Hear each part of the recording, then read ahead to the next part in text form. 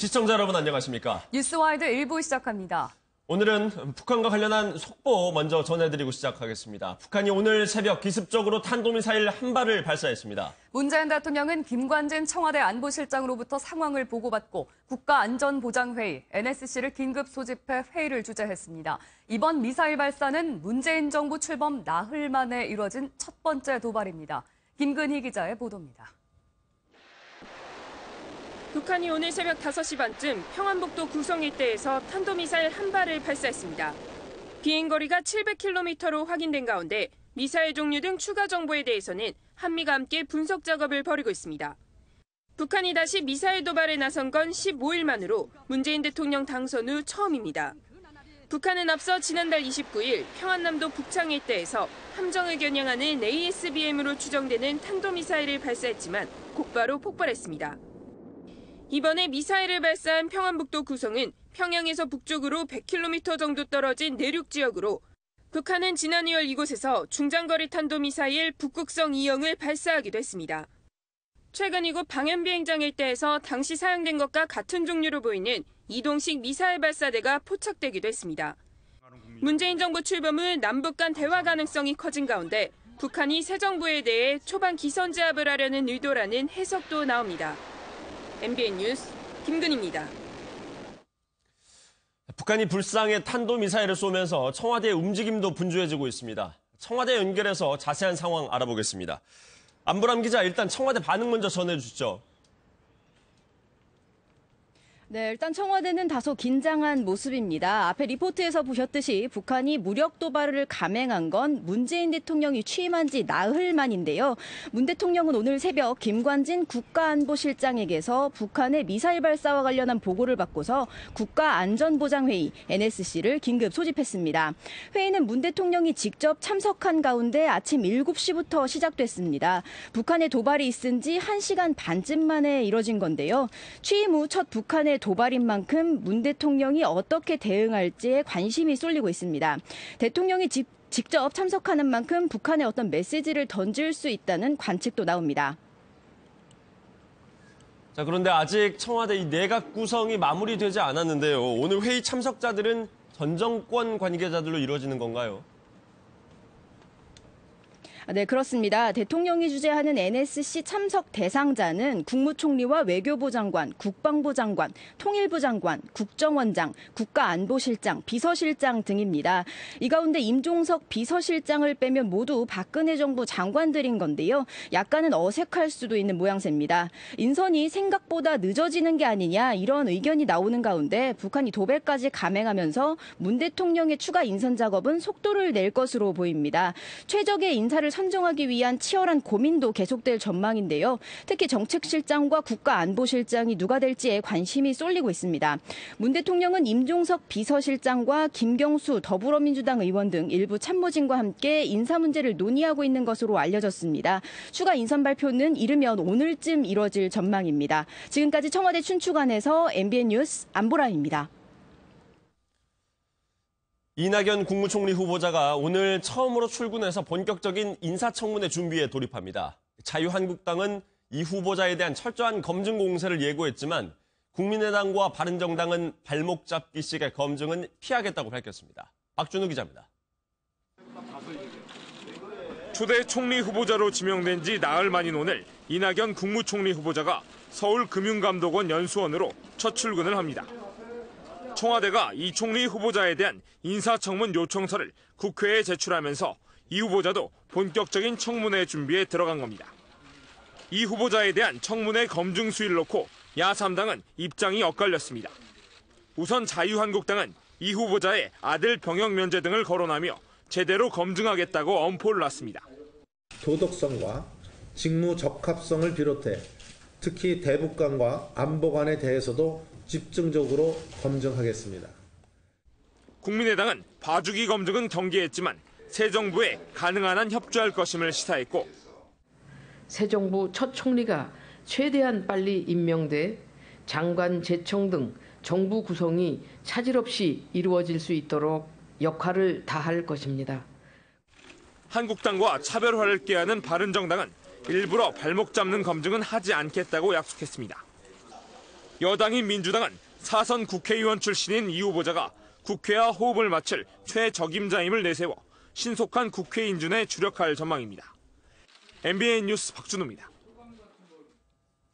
컴퓨터 파일을 암호화한 뒤 돈을 받고 풀어주는 방식의 랜섬웨어라는 사이버 공격이 사상 최대 규모로 발생해 전 세계가 혼란에 빠졌습니다. 영국에서는 병원이 공격을 받아서 진료가 연기되는 피해를 입었는데 국내의 한 병원 역시 공격당한 것으로 알려졌습니다. 김수형 기자가 보도합니다. 영국 런던의 한 대형 병원. 진료가 연기됐다는 안내 문구가 붙어 있습니다. 병원 컴퓨터가 해킹당해 마비됐기 때문입니다. I can't do it now because of all this computer hacking. And I've got to be here at the weekend. It's a bit frustrating because I'm not with my family, you know. 자물쇠 그림과 파일이 암호화됐다는 문구가 뜨고 이를 풀려면 돈을 보내라는 문구의 메시지입니다. 몸값이라는 랜섬과 소프트웨어의 합성어인 랜섬웨어라는 컴퓨터 해킹 방법으로 영국 248개 국민보건서비스 의료법인 가운데 48개가 공격을 받았습니다. 영국 최대 자동차 공장인 닛산도 이로 인해 공장 가동을 중단했습니다. 이런 사이버 공격은 전 세계 100여 개 나라에 동시다발적으로 이뤄져 7만 5천 곳의 정부기관과 병원, 기업 등의 업무가 마비되거나 차질을 빚었습니다. 국내도 서울의 한 대형병원 컴퓨터망도 랜섬웨어 공격을 당한 정황이 나타나 관계당국이 예의주시하고 있습니다. 배후로는 지난해 미국 국가안보국에서 해킹 툴을 훔쳤다고 주장한 해커 단체 등이 거론되고 있습니다. 직장인이 출근해 컴퓨터를 켜는 내일 감염 확산의 고비가 될 전망인데 컴퓨터 운영체제를 윈도우 7 이상 최신 버전으로 업데이트해야 합니다. MBN 뉴스 김수영입니다. 경기도 파주의 한 주차블록 공장 화재로 2억 9천여만 원의 재산 피해가 발생했습니다. 서울의 자동차 용품점에서도 불이 나 2명이 연기를 마셔 치료를 받는 등 밤사이 화재가 잇따랐습니다. 연장현 기자입니다. 어제 저녁 7시 40분쯤 경기도 파주의 주차블록 공장에서 불이 나 3시간 20여 분 만에 꺼졌습니다. 다행히 인명피해는 없었지만 이 불로 공장 2개 동등이 불에 타 2억 9천여만 원의 재산 피해가 발생했습니다. 경찰과 소방당국은 공장 내부에서 연기가 시작됐다는 당직 근무자의 진술을 토대로 정확한 화재 원인을 조사하고 있습니다. 같은 시각 서울 장안동의 자동차 용품 판매 업체에서도 불이 났습니다. 업체 직원 30대 남성 김모 씨 등 2명이 연기를 마셔 치료를 받았고 생명에는 지장이 없는 것으로 알려졌습니다. 불길은 자동차 용품 380여만 원어치를 태우고 1시간 만에 잡혔습니다. 할인마트 건물 안쪽에서 검은 연기가 쏟아져 나옵니다. 어젯밤 10시 50분쯤 부산 금정구의 한 할인마트에서 불이 나 같은 건물에 살고 있던 주민 10여 명이 대피했습니다. 소방당국은 경찰과 합동감식을 벌여 발화 지점 등을 찾아낼 계획입니다. 한국도로공사 울산지사의 여직원 대기실에서도 불이 났다가 자체 진화됐습니다. 인명피해는 없었고 소방당국은 전기온돌 조절기에서 불이 시작된 것으로 보고 화재 원인을 조사 중입니다. MBN 뉴스 연장현입니다. 문재인 대통령은 어제 취임 후 첫 주말을 맞아서 대선 선거운동을 함께 보냈던 기자들과 등산에 나섰습니다. 등산이 끝난 후에는 청와대 직원 식당에서 삼계탕으로 오찬을 함께했습니다. 윤범기 기자입니다. 주황색 바람막이 등산복을 입은 문재인 대통령이 차에서 내립니다. 등산의 필수품인 수건과 생수를 챙기고 청와대 앞마당에선 기자들과도 친근하게 셀카를 찍어줍니다. 대통령 선거운동을 함께한 이른바 마크맨 기자들과 주말을 맞아 북악산 산행을 제안한 겁니다. 등산을 앞두고는 기념 촬영과 함께 힘찬 화이팅도 외쳐봅니다. 이번 산행은 청와대 뒷산인 북악산 등산로의 4.4km 구간을 2시간가량 함께했습니다. 문 대통령은 이미 히말라야를 4차례나 등반한 등산 매니아로 알려졌습니다.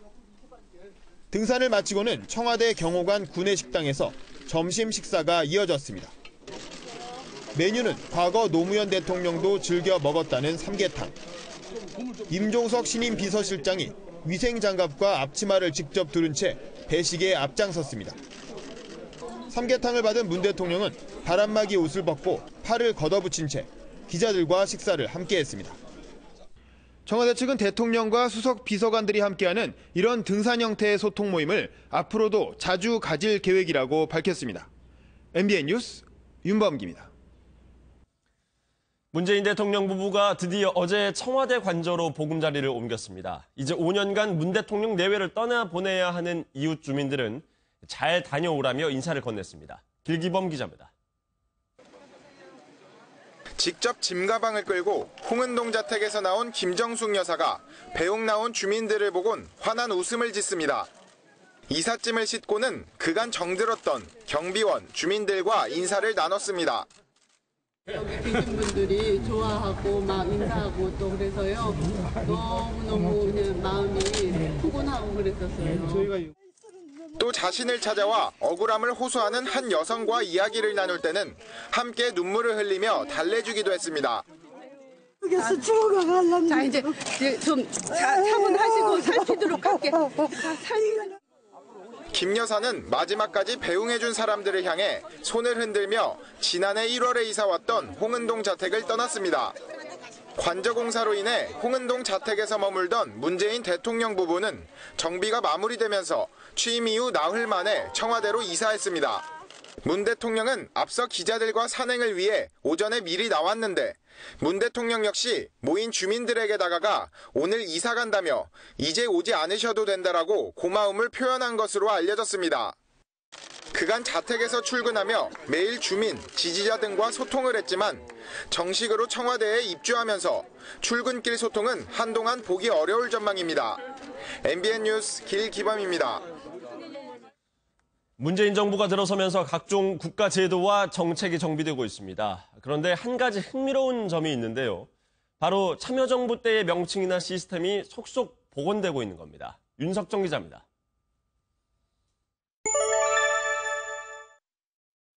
청와대 정책실장은 과거 참여정부 때 만들어져 이명박 정부까지 운영되다 박근혜 정부 때 사라졌습니다. 문재인 정부는 국가 정책을 체계적이고 종합적으로 관리하기 위해 정책실장을 부활시키고 현재 후보군을 물색 중입니다. 청와대는 비서동 명칭을 당초 바꾸지 않겠다고 했다. 이를 번복하고 여민관으로 바꿨습니다. 백성을 위한다라는 뜻은 아무래도 저희가 주체가 되고 국민들이 객체가 되는 그런 개념인 것 같고요. 여민관이라는 의미는 국민과 대통령이 함께한다는.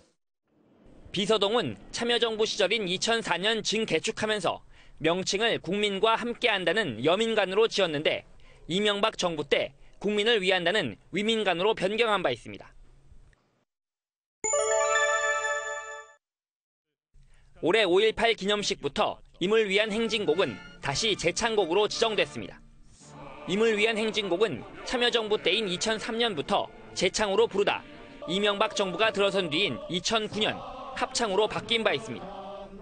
재창은 행사 참석자가 다 함께 부르는 형태로 합창단이 부르고 원하는 참석자만 따라 부르는 합창과는 그 의미의 차이가 큽니다. MBN 뉴스 윤석정입니다. 권위의식을 버리고 파격적인 행보를 이어가는 문재인 대통령이 사이버 공간에서도 큰 화제가 되고 있습니다. 인터넷 기사에 달린 댓글에 글을 남긴 건데요.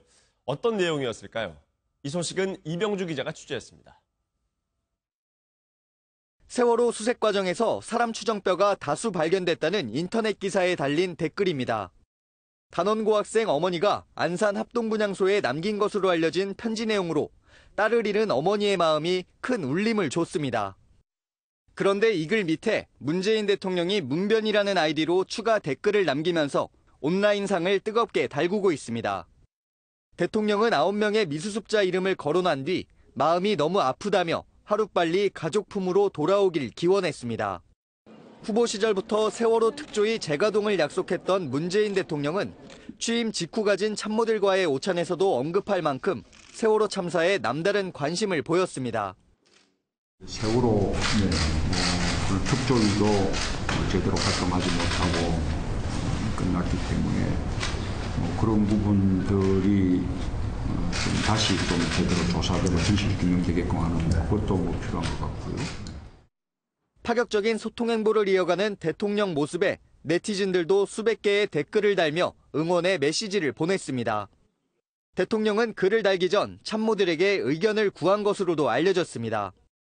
윤영찬 국민소통수석은 글을 본 대통령이 너무 가슴이 아프다, 추가 댓글을 달고 싶은데 괜찮겠냐며 의견을 구했다고 전했습니다.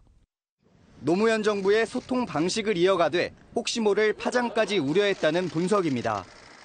과거 노무현 대통령은 청와대 참모진 몰래 댓글을 올렸다, 댓글 정치 논란에 휩싸이기도 했었습니다.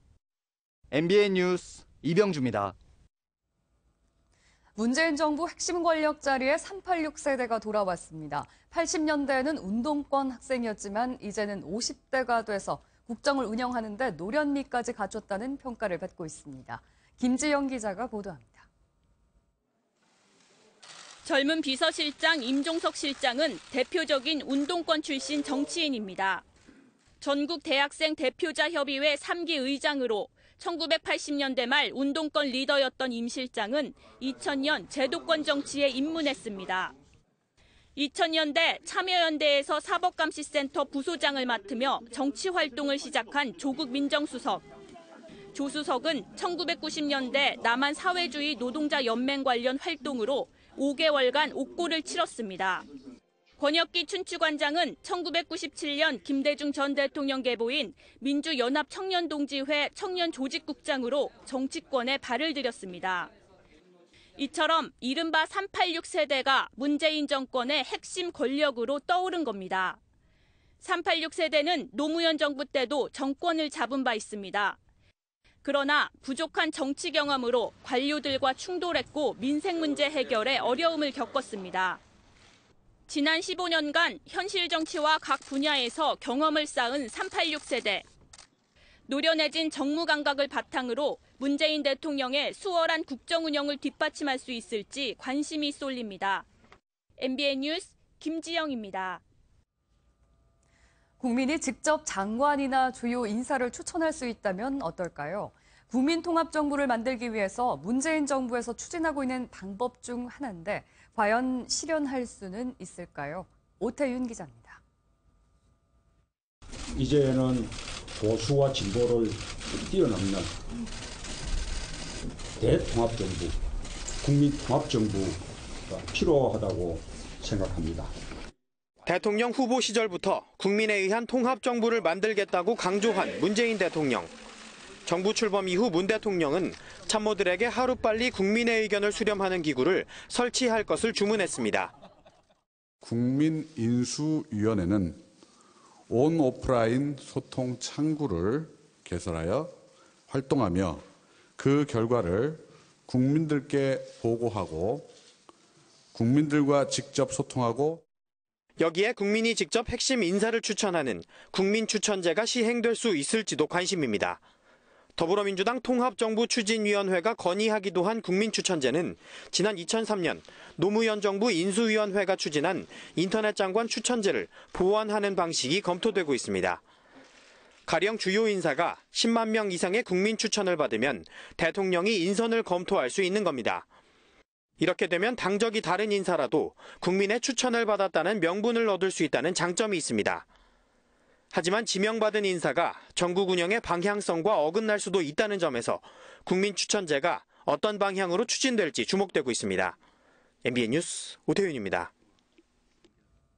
이번 주쯤 미국 대표단이 한미 정상회담 실무 협상을 위해 방한할 것으로 알려졌습니다. 한미 정상회담을 위한 분위기가 무르익은 가운데 이 협상 과정에서 어떤 얘기가 오갈지 관심이 쏠립니다.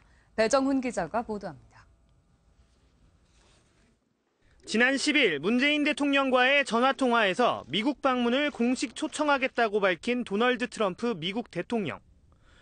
우리 외교당국도 앞으로 긴밀한 협의가 있을 것임을 시사한 바 있습니다. 한미 정상회담이라든지 여러 사안들은 양국 간 긴밀한 협의하에 추진될 것입니다. 정상회담을 위한 분위기가 무르익으면서 이번 주쯤 미국 대표단이 실무 협상을 위해 방한할 것으로 알려졌습니다. 대표단을 이끄는 사람은 미국 백악관 국가안전보장회의의 매튜 포틴저 선임보좌관과 앨리슨 후커 보좌관. 포틴저 아시아 담당 선임보좌관은 올해 1월 NSC 선임보좌관에 임명된 중국 전문가이고 후커 한반도 담당 보좌관은 수년간 북한 정보 분석을 담당한 전문가로 한국어를 어느 정도 알아듣는 지안파로 알려졌습니다. 주요 20개국 정상회의에 앞서 6월 중 한미 정상회담이 열릴 가능성이 커지는 가운데 양국 실무단 사이에 어떤 논의가 오갈지 관심이 쏠립니다. MBN 뉴스 배정훈입니다. 더불어민주당의 박병석 의원을 단장으로 하는 한국 대표단이 중국에서 열리는 1대1로 국제정상포럼에 참석하기 위해 출국했습니다. 사실상의 첫 특사 성격을 띠고 있는데 사드와 북핵 문제 등을 해결할 돌파구를 마련할 수 있을지 주목됩니다. 정규회 기자입니다. 중국 특사로 거론되던 박병석 의원이 예상보다 빨리 중국으로 향했습니다. 명목은 1대1로 국제정상포럼 참석을 위한 한국 대표단 단장이지만 사실상 중국 특사 성격입니다. 사드를 둘러싼 갈등으로 한국을 제외했던 중국이 새 정부 출범 직후 초청장을 보내오면서 대표단 파견이 전격 이뤄진 겁니다. 시진핑 주석께서 우리 문 대통령에게 직접 요청한 사항이고 또 우리 대통령께서 화답하셔서 파견되는 대표단에는 중국 통인 박 의원을 비롯해 본송 캠프에서 수석 대변인과 총괄 부본부장을 맡았던 박광원, 박정 의원 등 민주당 핵심 인사들이 포함됐습니다. 또 임성남 외교부 1차관과 송인창 기재부 차관부 등 사드와 북핵, 경제 보복 문제 등을 논의할 정부 당국자들도 합류했습니다. 리커창 총리 등 중국 지도부가 특사단을 맞을 것으로 보이는데 시진핑 주석과의 깜짝 면담 가능성도 제기됩니다. 때로 악화된 한중 관계가 두 정상 간의 전화 통화 그리고 이번 방중 대표단의 방문을 통해서 새로운 전기를 마련할 수 있는 물꼬를 트기를 북한과의 조우가 이뤄질지도 관심입니다. 김영재 대외경제상이 참석해 중국의 경제제재 해제 등을 요구할 것으로 보이는데 우리 대표단을 향해서도 메시지를 내놓을지 주목됩니다. MBN 뉴스 정규입니다. 사드 배치에 신중한 입장인 문재인 정부가 출범한 가운데 사드 배치를 반대하는 인간띠 잇기 행사가 어제 경북 성주에서 열렸습니다. 행사에는 성주군 주민들과 시민사회단체 관계자 등 모두 800여 명이 참석했습니다. 심우영 기자입니다. 사드 장비가 전격 배치된 지 17일째. 성주 골프장 앞에 모인 주민들이 손에 손을 맞잡습니다. 노인부터 엄마 손을 잡고 나온 어린아이까지 어느새 1.6km에 달하는 인간띠가 형성됩니다. 불법 사드 원천무효! 성주와 김천 지역 주민 400여 명과 시민사회단체 400여 명 등 모두 800여 명의 사람들이 인간띠를 이은 채 파도 타기를 하며 사드 배치 철회를 주장했습니다. 사드는 대선에 이용된 안보 차원의 문제가 아니라 결코 대한민국의 국익이나 경제적인 문제 차원에서 필요가 없다. 사드 대신 평화를 염원하는 뜻에서 한 사람 한 사람 돌을 전달해 성주 골프장 입구에 1.8m 높이의 돌탑도 쌓았습니다. 특히 사드 배치 관련 책임자 처벌도 요구했습니다. 사드 배치 과정에 많은 불법 행위, 미심쩍은 부분들이 있었으니까 이런 부분들을 철저히 조사하고 참가자들은 사드 배치 철회까지 투쟁을 계속하기로 해 문재인 대통령이 어떤 식으로 사드 문제를 풀어갈지에 관심이 쏠리고 있습니다. MBN 뉴스 심우영입니다. 조국 청와대 민정수석이 국정농단 사건에 대해 새로운 혐의가 있으면 검찰이 수사할 것이라고 밝힌 것으로 전해졌습니다. 이 수사에 부족한 점이 있었는지 살펴보겠다는 의미로 해석됩니다. 이혁근 기자입니다. 과거 이제 민정수석이 검찰의 수사 지휘나 그런 측면에 원활하게 소통을 했던 걸로 알고 있는데 그 측면에서는 어디까지 수사 지휘 부분을 하실 건지. 민정수석은 수사 지휘를 해서는 안 됩니다. 그런데 조 수석이 국정농단 사건에 대해선 검찰 수사의 조건을 언급했습니다. 조 수석은 연합뉴스와의 전화통화에서 국정농단 사건을 새로 수사할 수는 없어도 완전히 새로운 범죄 혐의가 나타나면 검찰이 수사할 것이라고 밝혔습니다. 조 수석은 또 수사 과정에서 부족한 점이 있었는지 살펴보는 것은 민정수석의 권리라고 말한 것으로 전해졌습니다. 검찰에 사건 수사를 지시하는 일은 없겠지만 과거 민정수석실에서 해당 의혹들을 어떻게 처리했는지 살펴보겠다는 뜻으로 풀이됩니다. 조 수석은 살펴보다가 잘못된 점이 나오면 해당 공무원을 징계하거나 범죄 혐의는 검찰에 넘길 것이라는 입장을 밝힌 것으로 알려졌습니다. 우병우 전 민정수석을 겨냥한 발언으로 보입니다. 최순실 씨, 언제부터 알았습니까? 개인적으로 안 걸 말씀하신다면 지금도 모릅니다. 조 수석의 조사 대상에는 이른바 우병우 라인으로 불리는 검찰 전현직 고위 간부까지 포함될 전망입니다. MBN 뉴스 이혁근입니다. 한 주간 있었던 정치권 소식 자세히 짚어보는 시간 갖겠습니다. 네, 오늘은 이종근 데일리안 논설실장, 김광진 전 민주당 의원, 김홍국 경기대 겸임교수 나오셨습니다. 어서 오세요. 네, 안녕하세요. 오늘도 문재인 대통령과 관련한 이야기부터 나누지 않을 수 없을 것 같습니다. 매일매일 나오는 기사들이 문재인 대통령의 소통 행보에 대한 기사들이 계속 쏟아지고 있어요. 어제도 청와대로 이사를 하는 와중에 또 기자단과 등산을 하는 모습을 보였는데 연일 보이는 이 문재인 대통령의 소통 행보, 국민들에게 어느 정도 어필이 되고 있는 것 같은데 이 실장님은 어떻게 보고 계십니까? 어느 정도가 아니라 대단히 지금 호평을 받고 있는 것 같습니다. 어차피 지금 인수위원회라는 것이 없기 때문에 바로 대통령직을 수행하고 계시기 때문에 사실상 다른 경우 한 2개월 정도에 펼쳐질 그런 기사거리, 언론 입장에서는 기사거리들이 일주일 동안 다 쏟아져 나온 셈이 됐어요. 그러니까 다른 때 같은 경우는 일면톱으로 가야 될 어떤 그런 비중의 기사 내용들이 거의 하루에 몇 개씩 쏟아지는 그런 양상을 보이고 있습니다. 어찌됐든 이런 소통이라는 것이 사실상 지난 정부에서의 어떤 모습들, 불통의 모습들이 너무나 산적했었기 때문에 거기에 대해서 거기에 반해서 굉장히 신선하다. 그리고 국민들은 이런 입장인 것 같아요. 지금에 보이는 모습이 마지막까지 보여줬으면 하는 모습, 시작이라서가 아니라 끝까지 그런 모습을 유지해 주셨으면 하는 어떤 그런 바람이 있는 것 같습니다. 네. 김 전 의원님은 이제 캠프에서 선거 기간 동안에 일을 하셨었잖아요. 문재인 대통령이 후보 시절에도 캠프 내에서도 자주 소통하는 모습을 보였었습니까? 후보 시절에도 그랬고 제가 상임위를 같이 국방위를 했었는데요. 의정활동 하시는 동안에도 계속 그런 모습들을 보여오셨죠. 지금 옷을 스스로 벗는다거나 이런 모습들 사실 보면 어찌 보면 너무 당연한 일인데 그것이 기사화되는 세상이 됐다고 하는 것이 좀 슬픈 정도의 수준인데요.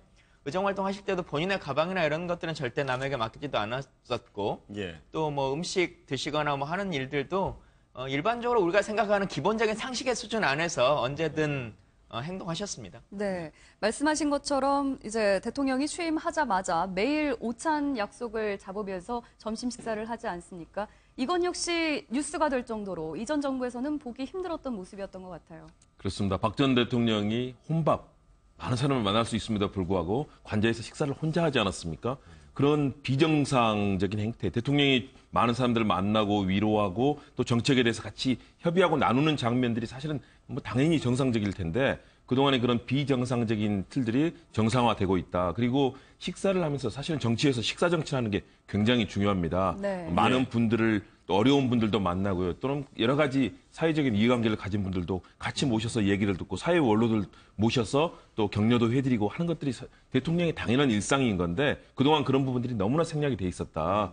그리고 문 대통령이 보여주는 모습들은 정말 일상적이라면 당연히 해야 될 사람들의 관계에서 이루어지는 일이고 더군다나 대통령에게는 그것이 사실상 국정을 책임지는 사람 입장에서는 의무나 책임이나 마찬가지일 정도의 중요한 일이거든요. 그런 측면에서 이런 식사 정치 또는 많은 사람들을 만나고 자연스럽게 보통의 모습 그리고 일반 직장인처럼 와이셔츠 차림으로 같이 커피 들고 같이 얘기하는 이런 모습들 이제 정상화가 시작이 됐습니다. 물론 이것은 문 대통령의 일상에서 배인 습관이기도 하지만 일정한 좀 차별화 전략도 있다고 봅니다.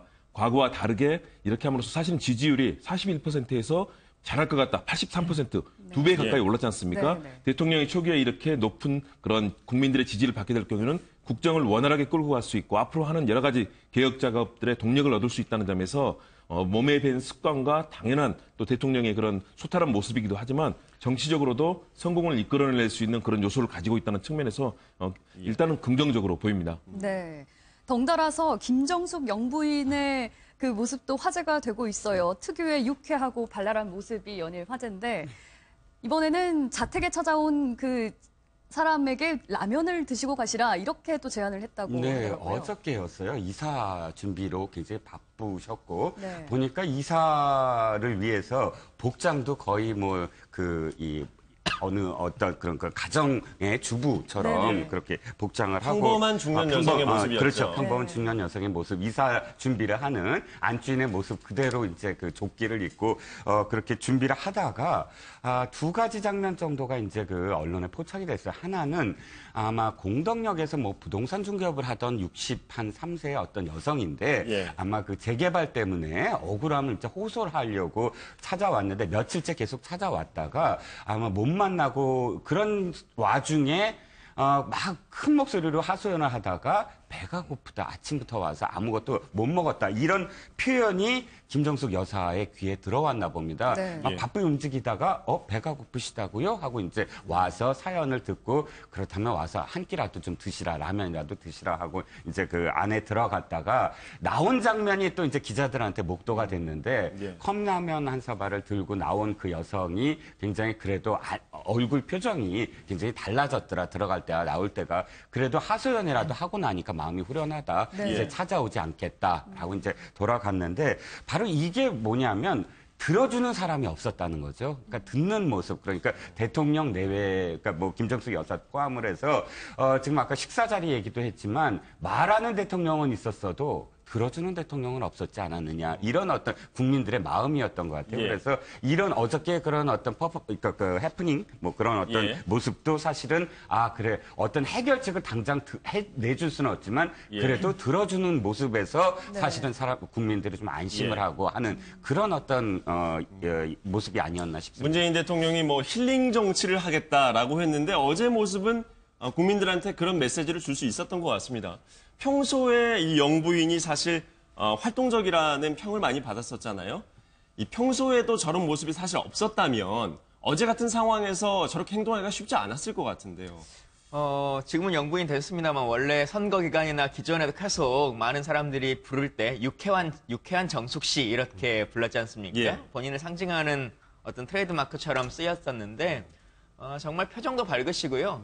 선거 기간이나 이런 기간에도 우리가 흔히 말하는 후보의 부인으로서의 의전이나 예우라기보다 본인이 할 수 있는 일을 찾아서 열심히 하시고 또 지난 기간에도 호남 특보를 스스로 자임하셔가지고 예. 호남 안에서도 지역에서 여러 가지 어려운 곳들 뭐 아니면 목욕탕 같은 곳 찾아다니면서 시민들과 대화 나누고 이야기하려고 그런 소통의 모습들을 끊임없이 네. 보여주셨죠. 네, 1년에 이런 일들을 보면서 국민들의 그 소통에 대한 갈증이 얼마나 심했나 이런 생각을 또 하게 됩니다. 참모들 역시 역대 정부와는 좀 다른 모습을 보이고 있는데요. 그 기자들의 질문을 굉장히 적극적으로 받는 모습이에요. 네, 그렇습니다. 윤영찬 국민소통 수석이었죠. 어저께 그렇게 기자들이 질문을 하고 거기에 이제 미진한 것은 없느냐 하면서 이제 더 많은 어떤 질문들을 요구하면서 뭐 보통 그런 어떤 백브리핑이라고 보통 하잖아요. 네. 그러니까 뭐 홍보수석이 백브리핑을 하면 촬영을 하지 않는 브리핑을 이제 범위에서 백브리핑이라고 그런 하죠. 관계자발로 나가는 예. 브리핑을 하면 보통 한 20분 정도 끝나고 네. 다시 이제 들어가는 그런 모습이었는데 윤영찬 국민소통 수석이 지금 이렇게 계속 기자들과 접촉하는 시간을 보면 굉장히 많은 시간을 할애하고 있어요. 근데 이거는 하나의 어떤 이거는 있겠죠. 우리가 그 감안하고 봐야 될 게 아직은 기자들한테 날카로운 질문을 받을 만한 상황은 아니다. 그러니까 청와대의 어떤 뭐 정책 방향이라든지 어떤 실질적으로 국정 수행이 이루어지지 않은 상태이기 때문에 기자들이 그렇게 많이 막 뭐 공격적인 질문을 할 거리는 없지 않겠습니까? 현재는 어쨌든 뭐 이렇게 굉장히 허니문 기간이겠죠. 예. 예. 그래도 이 지금 옆에 있는 참모진들이 보이는 기자회견에 임하는 태도를 보면 또 상당히 많은 기자들은 좀 기대를 하고 있습니다. 김 교수님께서 이제 기자 출신이시니까 전 정권이랑은 확실히 다른 모습이겠죠. 기자회견장에서 질문을 자유롭게 받고 대답을 하는 그런 것들이 그럼요. 어느 정도 기대된다고 볼 수 있겠죠. 그럼요. 그동안에는 사실은 너무나 꽉 막힌 정말 소통이 단절됐던 불통의 언론과도 불통을 하는 건 뭐 좀 말할 것도 없고요. 국민과의 불통이 너무나 컸기 때문에 사실은 참으로 안타까운 일이었습니다. 그런데 지금 모습들 어제 또 그랬다고 그러죠. 국정원장 후보자인 서훈 후보자의 경우는 예. 기자들이 이렇게 질문하는데 더 이상 추가 질문이 없자 이제 저 국정원장 들어가면 이제 뵙기 힘들 텐데 예. 질문이 있으면 해달라라고 그런 열린 자세로 얘기를 하거든요. 예. 사실은 국정원장이 될 경우에는 사실은 국가의 기밀이라든가 이런 부분을 다루기 때문에 사실은 기자들과 소통하는 것이 그렇게 쉽지는 않습니다. 네. 그런 측면에서 적극적으로 이렇게 얘기를 들으려고 하고요. 과거에 사실은 그랬습니다. 과거 참여정부 때 예. 제가 청와대 출기자 하는 시절에 네. 많은 부분들을 공개적으로 당시에 청와대 TV로 출입도 하셨었죠? 그렇죠. 예. TV로 사실은 이 국민들과 대변인의 얘기를 생중계를 다 했습니다. 네. 생중계를 했었고 거기서 나오는 질문들이 국민들에게 여과 없이 그대로 다 전달이 됐고요. 예. 그리고 그것이 정례 브리핑으로 계속해서 진행이 됐거든요. 네. 그렇기 때문에 국민들께 자세하게 국정 현안에 대해서 질문하고 그 당시 저도 뭐 매일 질문을 했었는데 예. 굉장히 따갑고 아픈 질문도 많이 던졌습니다. 그런데도 거기에 대해서 자세하게 설명하려고 노력을 했고 네. 그리고 그 이후에도 소위 백브리핑이라고 해서요. 백그라운드 그 관련돼서 공식적으로 하는 것뿐만 아니라 이 언론의 이해를 돕기 위해서 그 부분에 대해서 따로 브리핑을 하거든요. 예. 그런 부분에서도 굉장히 정성을 다해서 왜냐하면 대통령의 국정 철학을 국민과 언론이 공유하는 것은 굉장히 중요하거든요. 예. 그런 노력들이 사실 있었었는데 특히 박근혜 전 대통령 당시에는 사실 언론과 인터뷰도 거의 하지 않았지 않습니까? 임기 거의 4년이 가까운 기간 동안 예. 딱 한 군데 마지막 인터넷 TV랑 한 번 인터뷰한 것 빼고는 단 한 번도 네. 공식 인터뷰가 없었으니까 기자회견을 하더라도 기자들의 질문이 사실 자유롭게 가기가 그렇습니다. 힘들었었죠. 순서도 정해놓고 추가 질문도 받지 않고 정말 그런 상황이었기 때문에 이제는 정말로 정상화된 거다라고 보고요. 네. 이런 측면에서는 저는 이제 그러나 어느 정부든 첫 출범 시에는 많은 노력을 합니다. 네. 이런 노력들이 계속해서 임기 내내 이어져야 되고요. 네네. 이것들이 혹시라도 불편한 그런 질문이 오거나 또는 약간 아픈 비판의 지적에도 사실 겸허하게 국민의 목소리를 좀 들어주려고 하는 노력들이 지속된다면 이 초심, 이 첫 출발이 앞으로도 계속 이어질 수 있을 거다. 예. 그런 측면에서 앞으로가 기대가 됩니다. 네.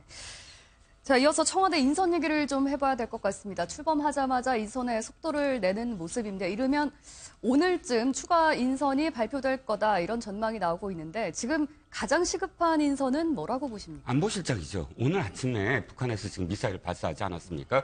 지금 올해만 들어서 미사일이 벌써 7차례에 걸쳐서 발사가 됐고 최근에는 실패가 한 2번이지만 오늘은 그래도 700km를 날아가는 탄도미사일로 보여집니다. 네. 그런데 문재인 대통령 5시 정도에 미사일이 발사되고 곧바로 거의 뭐 그 1시간 이내로 NSC가 소집이 됐습니다. 그런데 NSC 상황이 지금 정부의 그런 장관들과 함께 지금 NSC를 하는 상황이 돼버렸습니다. 통일장관, 외교장관, 뭐 그 외교통상부 장관, 그 다음에 뭐 지금 아직 그러니까 전 정권의 그런 정부 사람들과 거의 같이 할 수밖에 없었죠. 비서실장, 안보보좌관도 아직 없지 않습니까? 네. 예. 그렇다면 지금 NSC가 물론 이제 그 북핵 대비해서 벌어지고 있습니다만 가장 중요한 건 안보실장이 지금 공석이라는 거, 비서실장 이외에. 그다음에 물론 정책실장도 필요합니다. 정책실장도 필요한데 오늘 상황 앞으로 이제 다음 주는 아마 외교 안보와 관련된 정책 방향이라든지 이런 부분에서 아마 문재인 청와대에서 문재인 정부에서 곧바로 무엇인가를 내놔야 되는데 네. 그렇다면 저는 제일 먼저 안보실장부터 지금 오늘 발표가 돼야 되지 않을까 싶습니다. 네, 김광진 전 네. 의원께 여쭤보고 싶은데 예. 지난번에 이제 국방위 상임위도 하셨고 국가 안보 상황에 대해서 누구보다 또 잘 알고 계실 것 같은데 이렇게 국가 안보실장에 대한 인선이 늦어지는 이유는 뭐라고 보십니까? 뭐 아시는 것처럼 지금 청와대 직제 개편이 좀 있었기 때문에 네. 그에 따라서 기존의 안보실과 외교안보수석실이 좀 개편들이 있었죠. 그래서 여러 가지 고민들이 있으신 것 같고 또 연관돼서 보자면 이후에 뭐 내각에 들어갈 분들과의 연관성 이런 것을 같이 고민해야 될 거라고 생각합니다. 근데 뭐 제가 보기에는 그렇게 오랜 시간이 걸리지 않고 인선이 될 거라고 생각이 들어서요. 또 말씀하셨던 것처럼 오늘 또 북한의 추가적인 도발들이 있었기 때문에 대통령께서도 빠른 판단을 하실 거라고 생각합니다. 예. 네. 이 북한의 추가적인 도발 건과 관련해서는 저희가 잠시 후에 또 다른 전문가를 모시고 좀 더 깊이 있게 다뤄보겠습니다. 네.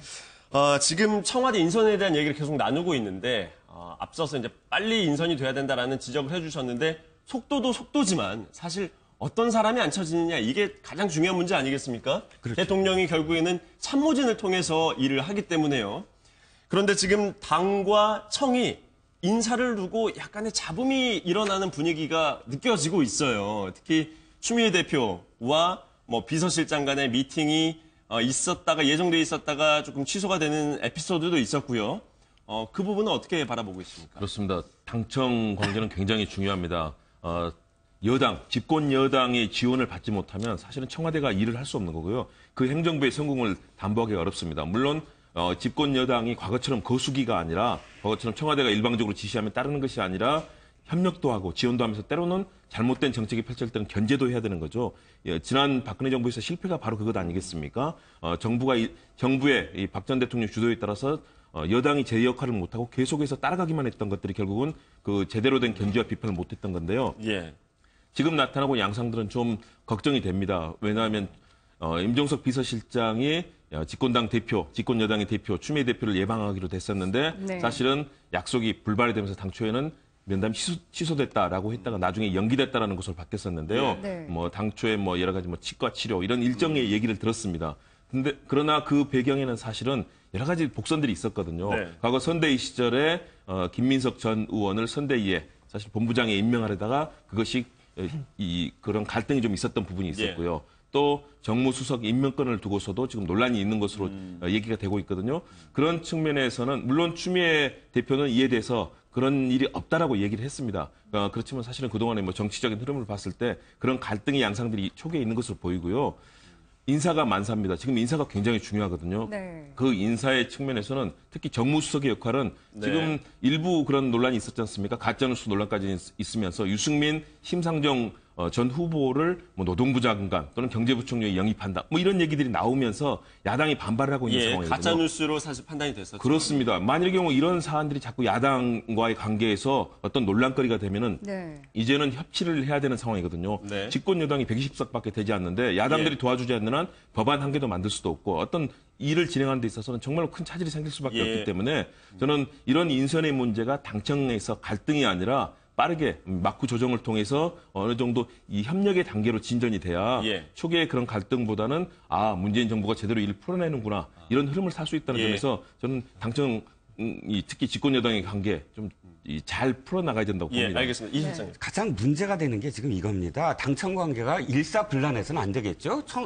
그 당에서도 어떤 의견을 제시하고 하는 그런 관계가 돼야 되는데 지금은 그런 문제가 아니라 인사와 관련된 문제예요. 추미애 대표가 인사추천위라는 걸 만들어서 당에서 열심히 일했던 사람들을 어떻게든 추천을 해서 그걸 받아들여 달라라는 그런 과정 속에서 우리가 지금 걱정하는 건 논공행상의 문제거든요. 사실은 당에서 그런 부담을 이 정부 출범할 때 주지 말아야 되는데 그런 부담을 주면서 사실 갈등의 양상이 빚어지고 있다라고 보여지는 것이 가장 큰 문제다. 그래서 지금 이 정부에 부담을 주지 않으려면 당에서는 인사와 관련해서는 그냥 정부에 맡겨야 된다. 청와대에 맡겨야 된다. 저는 개인적으로 그렇게 생각합니다. 이 실장님은 이제 지금 당에서 정부에 부담을 줘서는 안 된다라는 지적이신데 김 전 의원님 어떻게 보세요? 근데 이것을 뭐 농공행상이나 자리를 얻기 위한 어떤 싸움처럼 우리가 생각하게 되는 경우들이 많은데요. 근데 조금 다르게 생각해 보자면 추미애 대표도 그렇고 문재인 대통령도 그렇고 이번 정부는 더불어민주당 정부가 되겠다라고 말씀하셨고 경선 기간에도 끊임없이 그걸 약속하셨습니다. 저희 당의 당원 당규에도 명시되어 있고요. 근데 추미애 대표가 이렇게 공식적인 기구를 만들어서 인사추천위원회나 아니면 이런 형식들을 갖추지 않으면 결국은 또 비선을 통해서 혹은 아는 사람들을 통해서 일을 할 수밖에 없는 거거든요. 사실 추미애 대표 입장에서는 집권당의 대표로서 본인은 현재도 여러 사람 추천할 수 있으실 겁니다. 근데 그것을 비선으로 하지 않고 공식화하겠다라고 하는 것이고 여러 사람 얘기를 듣겠다라고 하는 것이기 때문에 이것을 너무 갈등 양상이나 아니면 농공 행상으로만 꼭 볼 필요는 없겠다. 추미애 대표 입장에서는 본인이 할 수 있는 권한을 훨씬 더 공개적으로 하는 것이고 내려놓는 것이다. 라고 하는 입장도 고려해 주시면 좋겠습니다. 네, 이 문재인 정부의 직제 개편의 핵심이라고 한다면 바로 국가안보실의 강화 그리고 또 한 가지가 정책실의 부활 아니겠습니까? 지금 정책실장도 누가 될지 인선에 관심이 모아지고 있는데 하마평에 오르고 있는 사람이 있나요? 지금 사실은 정책실장이 굉장히 중요합니다. 왜냐하면 새 정부가 들어서서 국정 어젠더의 순위를 정하고 사실은 노무현 정부 때 정책실장이 있었다가 폐지가 되지 않았습니까? 그래서 이번에 부활이 되는 건데 대통령의 정책을 어떻게 끌고 가야 될 것인가 이 부분을 놓고 국정의 우선순위를 대통령이 이제 일자리 수석을 만들었지 않습니까? 그런 것처럼 대통령이 가장 중점을 두고 공약했던 내용들을 빠르게 순위를 정하고 그 순위 중에서 가장 필요로 하는 것, 국민들에게 필요로 하고 지금 우리 국가 차원에서 할 수 있는 내용들을 다뤄야 되는데요.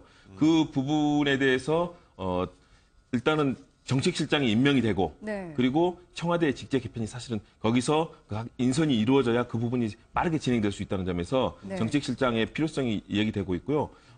여러분들이 지금 논의가 되고 있지만 사실은 어떤 한 사람 꼭 찍어서 얘기하기는 지금 아직은 어려운 상황인 것 같습니다. 네. 이 실장님께서는 어떻게 바라보겠습니까? 일단 정책실장을 다시 부활시킨다는 거. 노무현 정부에서는 김병준 정책실장이었지 않습니까? 네. 그 굉장히 권한이 컸고 그 네. 김병준 정책실장으로 하여금 많은 어떤 정책을 조정하게 만들었는데 이명박 정부 시절까지 있었다가 박근혜 정부에서 정책 조정 수석으로 격화시켰죠. 그리고 그 일 자체를 또 비서실장이 정책과 정무 모든 부분을 다 함께하는 좀 왕수석이라고 표현되는 네. 어떤 부분이 있었는데 이번에 정책실장을 다시 독립을 해서 비서실장의 기능을 사실 정책과 정무에서 정책을 독립시킨다는 것, 그 점은 저는 굉장히 중요하다고 봐요. 네. 정책 조정 수석이 할 일이 따로 있고 또 정책을 예. 전체적으로 조율할 일이 따로 있는데 문제는 저는 이제 하마평은 있는데 저도 뭐 네. 누구라고 거론되긴 좀 힘들지만 정치인 출신은 배제하는 것이 좋지 않겠느냐. 이 그러니까 그런 지금 아직도 사실 당에서 아까 말씀은 그렇게 하셨지만 당에서 많은 사람들이 기대를 많이 하고 있고 또 적극적으로 어떤 그러니까 나가려고 그 안으로 청와대로 진입하려고 하는 분들이 꽤 많은 것으로 정가에서는 알려지고 있는데 예. 다른 부분은 모르지만 정책실장 부분은 정치인들보다는 실제로 전문적인 어떤 전문가 그룹에서 나오는 것이 좋겠다라는 게 사실 일각의 어떤 의견입니다. 예. 네. 지금 여소야대 형국이니까요. 야권의 협조가 절실한 사실 상황입니다. 문재인 대통령도 후보 시절에 대탕평 내각에 대해서 언급한 적이 있고 정책 연대를 통해서 힘을 함께 모아야 하는 그 필요성에 대해서 언급을 한 적이 있는데 이 얘기를 조금 나눠보겠습니다. 사실 아까 말씀드린 가짜 뉴스 심상정 후보나 유승민 후보를 뭐 경제부총리나 아니면 노동부 장관에 임명을 할 수도 있다라는 얘기가 나온 것도 사실 그런 지금 형국 때문에 그런 거지 않겠습니까? 김 전 의원님께서 보시기에는 어느 정도 폭의 사실 통합과 협치가 있을 것으로 예상을 하고 계세요? 근데 꼭 그 협치라고 하는 것이 내각의 일정 정도의 지분을 배려하거나 탕평 인사를 하거나라고 하는 것만에 있다고 생각하지는 않습니다. 일단 기본적으로는 정책 연대 등을 통해서 해야 될 역할들을 충실히 하면 될 것 같고요. 또 지금 뭐 여소야대라고 말하고 있습니다만 전체적으로 야당 측에서도 저희 쪽과 여러 가지 입장을 같이 하고 있는 분들이 많이 있기 때문에 그분들과 함께 일을 할 수 있으면 될 것 같고 또 필요한 경우에 더 단계를 나아가면 충분히 가능하다고 생각합니다. 지금 뭐 아까 가짜뉴스 말씀하셨습니다만 그런 부분들도 지금 인선이 여러 예가 나오고 있는데 청와대가 최종적으로 대통령이 결정해서 사인하기 전까지는 확정된 인선이 아닌데도 방송 등에 나와서 그냥 하마평에 오르는 사람들을 몇몇 정치인들이 거론하다 보니까 그게 가짜뉴스로 양산되고 있는 측면들이 있죠. 그래서 네. 조금 더 이 부분은 각 정당들의 현재 지금 어떤 예. 정당들의 입장을 할지도 안 정해져 있는 상태에서 저희가 그 정당들에게 어떤 입장을 먼저 제시한다고 하는 것은 온당하지 않다고 생각합니다. 네. 문재인 대통령이 후보 시절에 다른 당과 얼마든지 연대를 할 수 있다, 통합할 수 있다 이런 얘기를 하지 않았습니까? 야당 인사가 청와대에 내각에 입각할 수 있는 가능성은 얼마나 있다고 보시나요? 저는 그 가능성이 있다고 봅니다. 그리고 있어야 된다고 봅니다. 왜냐하면 결국은 이런 정치에서 다른 정당, 특히 여당과 야당이 함께 어떤 협치의 틀들을 만들어가는 것은 결국은 인사거든요. 다른 나라에도 그렇고 우리 과거의 틀도 그렇고 입각을 통해서 정부 구성에서 일정한 배려를 할 수 있고요. 물론 정책 연대를 통해서라든가 다양한 틀들을 가질 수 있지만 예. 그런 정치에 직접 국정에 직접 같이 참여하고 같이 그 부분을 정보를 공유하고 방향에 대해서 같이 함께 고민하고 답을 찾음으로써 예. 그런 정치의 틀들을 새롭게 만들어나갈 수 있다는 예. 측면 그리고 특히 지금의 구조는 저는 만만치 않은 구조라고 봅니다.